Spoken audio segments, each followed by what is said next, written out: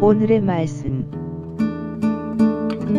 예레미야 52장 12절부터 23절 말씀. 하나님 아버지 은혜 감사합니다. 금요일 이 아침도 우리를 주의 말씀 앞으로 이끄셔서 주의 말씀 앞에 겸허히 엎드리게 하심을 감사드립니다. 이 시간에도 성령을 통해 하나님의 음성을 들려주옵소서. 예수의 이름으로 기도합니다. 아멘. 할렐루야. 성은교회 성도 여러분, 오늘 하루도 주님과 동행하시고 말씀으로 승리하는 복된 하루가 되시길 바랍니다. 오늘 우리에게 주신 하나님의 말씀은 예레미야 52장 12절에서 23절 말씀입니다. 하나님께서는 이스라엘 민족에게 가나안 땅에 들어간 후에 우상을 섬기면 가나안 족속들과 같이 망하게 될 것이라고 경고하셨습니다. 그 경고와 같이 하나님은 바벨론을 사용하셔서 유다를 멸망시키실 때 예루살렘 성전을 가나안 족속들이 섬겼던 우상과 그 신전처럼 무너뜨려 버리셨고, 가나안 족속을 내쫓듯이 유다 백성을 그 땅에서 쫓아내셨습니다. 12절에서 14절 말씀을 보도록 합니다. 바벨론의 느부갓네살 왕의 19째 해 5째 달 10째 날에 바벨론 왕의 어전 사령관 느부사라단이 예루살렘에 이르러 여호와의 성전과 왕궁을 불사르고 예루살렘의 모든 집과 고관들의 집까지 불살랐으며, 사령관을 잇따르는 갈대아 사람의 모든 군대가 예루살렘 사면 성벽을 헐었더라. 여호수아가 이끄는 이스라엘 민족은 가나안 땅을 정복하면서 그 땅의 우상들을 헐어버리고 부수고 불태웠습니다. 그런데 하나님은 이제 바벨론 왕 느부갓네살과 바벨론 군대 사령관 느부사라단을 사용하셔서 예루살렘 성전과 왕궁과 모든 집을 불사르시고 예루살렘 성벽까지 파괴해버리셨습니다. 15절 16절입니다. 사령관 느부사라단이 백성 중 가난한 자와 성중에 남아있는 백성과 바벨론 왕에게 항복한 자와 무리의 남은 자를 사로잡아 갔고, 가난한 백성은 남겨두어 포도원을 관리하는 자와 농부가 되게 하였더라. 유다 지도자들은 모두 약속의 땅에서 쫓겨나 바벨론으로 끌려갔고, 예루살렘에는 폐허와 함께 포도원 지기와 농부만이 남았습니다. 그 땅 위에 세워진 것은 하나도 남지 않았고, 그 땅은 자연 상태나 다름없게 되었습니다.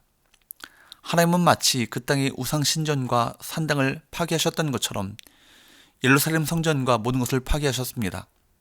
하나님의 말씀이 무시되고 선지자가 고난을 당하며 내쫓기는 성전은 더 이상 하나님의 거룩한 집이 아니었습니다. 그것은 다른 종교의 신전과 별 다를 바가 없는 것입니다. 예수님께서 당시에 예루살렘 성전을 보시고 만민이 기도하는 집이 아니라 강도의 소굴이 되었다라고 정지하셨던 것도 사실 이와 일맥상통합니다. 우리가 말씀 앞에 진실한 태도를 갖지 않고 늘 깨어 기도하지 않으면 어느 순간 우리 예배당과 교회 조직과 봉사가 하나님에 의해 부서져 버릴 우상이 되고 말 것입니다. 중요한 것은 신앙의 본질입니다. 하나님의 임재입니다. 신앙생활을 한다면서 껍데기만 붙들고 있지 않은지 우리 모습을 잘 돌이켜보아야 할 것입니다. 17절에서 19절입니다. 갈대아 사람은 또 여호와의 성전의 두 놋기둥과 받침들과 여호와의 성전의 놋대야를 깨뜨려 그 놋을 바벨론으로 가져갔고, 가마들과 부삽들과 부집게들과 주발들과 숟가락들과 섬길 때 쓰는 모든 놋그릇을 다 가져갔고, 사령관은 잔들과 화로들과 주발들과 솥들과 촛대들과 숟가락들과 바리들 곧 금으로 만든 물건의 금과 은으로 만든 물건의 은을 가져갔더라. 성전이 파괴될 때 그 안에 있는 여러 기구들도 다 파괴되어 바벨론에 의해 약탈당했습니다. 그런데 본문에는 성전의 기구들의 그 재료가 상당히 자세하게 기록되어 있습니다. 성경이 우상에 대해 말할 때 그 재료로 표현할 때가 많습니다. 즉 우상은 그저 나무, 금, 은, 쇠로 만들어진 덩어리라는 것입니다. 예루살렘 성전과 그 기물들도 하나님을 바르게 섬기는 자들이 없다면 이방의 우상들과 마찬가지로 금, 은, 놋덩어리에 불과하다는 말입니다. 물론 성전은 하나님의 섭리 안에서 거룩하게 세워진 하나님의 집입니다. 솔로몬이 여호와의 성전을 위하여 헤아릴 수 없을 정도의 놋을 사용해 기둥과 바다, 받침대 그것을 장식하는 그물과 196개의 성유를 만들 때 솔로몬에게는 하나님을 사랑하고 섬기는 진실한 마음이 있었고 주님을 경외하며 섬기던 제사장들이 있었습니다. 그러나 아무리 신실한 헌신을 통해 지어진 성전이라 할지라도 그 열심히 싣고 그 안에서 진리의 말씀을 선포하지 않고 진실한 제사를 드리지 않는다면 결국 이방 민족의 헛된 우상, 거짓 신들의 신전과 다를 바 없게 됩니다. 하나님이 임재하시고 하나님을 예배하는 곳이기에 건물과 기구들이 의미가 있는 것입니다. 하나님이 떠나시고 예배가 중단된 순간 그것들은 그저 물건이 되었습니다. 우리는 특별하다고 생각하는 것에 필요 이상의 의미를 부여하고 절대적인 것으로 만드는 경향이 있습니다. 그런데 예수님은 그것을 싫어하셨습니다. 하나님을 예배하는 안식일이 사람을 정죄하는 수단으로 사용될 때 예수님은 한탄하셨습니다. 하나님은 성전이 파괴되도록 하셨습니다. 거룩한 곳이 약탈되도록 하셨습니다.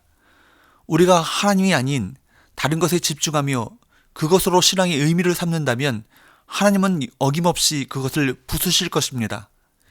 이제 예루살렘은 가치없는 땅이 되었습니다. 솔로몬 이후로 사람들은 성전과 왕궁과 도시를 장식했지만 그 모든 것은 다 약탈당했습니다.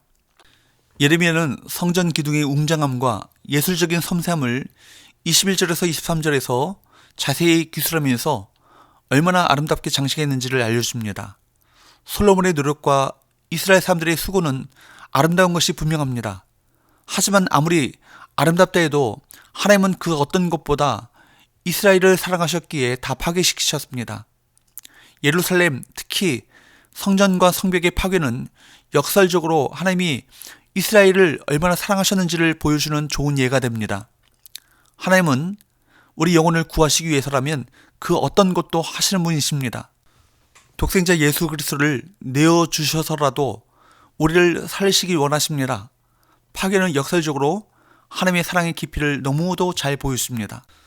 사랑하는 여러분, 지금의 교회도 마찬가지입니다. 말씀이 선포되고 말씀을 듣는 자들이 변화된다면 그곳은 거룩한 예배당이겠지만 그렇지 않다면 그냥 콘크리트 덩어리일 뿐인 것입니다.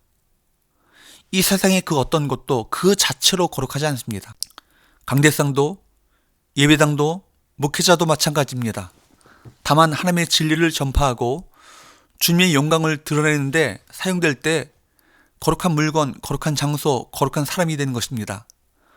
우리가 영적으로 바로 서면 우리가 있는 모든 장소를 거룩한 곳으로 만들 수 있으며 우리가 사용하는 모든 물건을 성물로 만들 수 있습니다. 하나님이 거룩하시기 때문에 우리가 거룩하게 되었듯이 우리는 우리가 있는 곳을 거룩한 곳으로 만들어야 할 것입니다. 기도합시다. 하나님 아버지, 우리가 하나님 임재 가운데 예배하는 공동체가 되길 원합니다. 형식과 습관에 따라 예배했고 그 결과 하나님의 영광이 떠났던 이스라엘의 잘못된 전체를 밟지 않게 하여 주옵시고 하나님의 임재 가운데 생생한 하나님과의 만남을 경험하게 하여 주옵소서. 또한 하나님과 동행하는 삶을 살아감으로 우리가 있는 그 처소를 하나님의 임재의 장소로 바꿔나가게 하여 주옵소서. 예수님의 이름으로 기도합니다. 아멘.